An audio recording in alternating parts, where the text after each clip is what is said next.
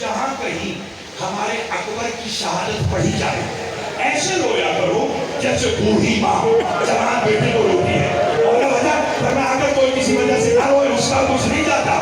پردے میں بیٹھی میری دادی زینب رو کر کہتی تجھے کیا پتا 18 سال میں بوڑھے میں اکبر کو کیسے بتا. ادب کے ساتھ ایک جملہ سے پڑھنا رو سکتے تو 18 سال میں نے بوڑھے میں علی اکبر کو کیسے بالا. اب سنو کہ وہ حسین کہ جو علی اکبر کو بھیجنے لگا تو 64 بیویوں نے ہاتھوں سے نہیں پتھروں سے ماتم کیا تھا. میں نے ساری بات چھوڑ دی. بسات کا ایک جملہ اگر رونا ہے تو بھی تو دیکھنا. حسین نے جب علی اکبر کو کہا نا آپ میں تجھے سوال کراؤں کہ بابا حق تھا میں تجھے سوال کرا تھا بابا تو ہٹ جا میں خود سوال ہوگا. مجھے خبر نہیں اکبر سوال کیسے ہوا مگر گھوڑا 2 قدم چلا یا روک گیا. اکبر نے کہا او میرے نانا کی دی ہوئی سواری اگر تو تھک گیا تو میں سواری بدلوں. مولا تھکا نہیں ذرا میری رکاب کی طرف دے.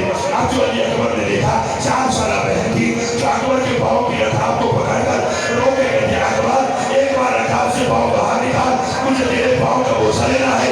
اکبر نے پاؤں باہر نکالا بہن نے بوسہ لے کر کہا اے اکبر تو جو میدان کو جا رہا ہے اس کا کیا بنے گا جو مدینے میں تیرے قدموں کے نشانوں پہ اپنے رخسار رکھ کے رو رو کے کہنے اکبر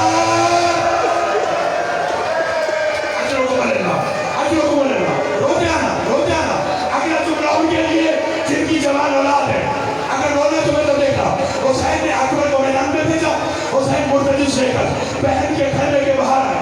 میری شادی پڑھو جملہ اگر رونا تو ایک لمحے میں تو دیکھا جو دیکھے گا اسی کو گریا ہوگا. حسین نے مرتجز کو دائیں ہاتھ کھڑا کیا خود بہن کے خیمے کے دروازے پہ آیا. حسین کے پیچھے حسین کی بہن دائیں سلطنہ آگے حسین پیچھے بہن. بہن نے رو کے کہا بھیا مجھے بتا میرا اکبر کیسے جنگ کر رہا ہے رونا تو بیٹا دیکھا.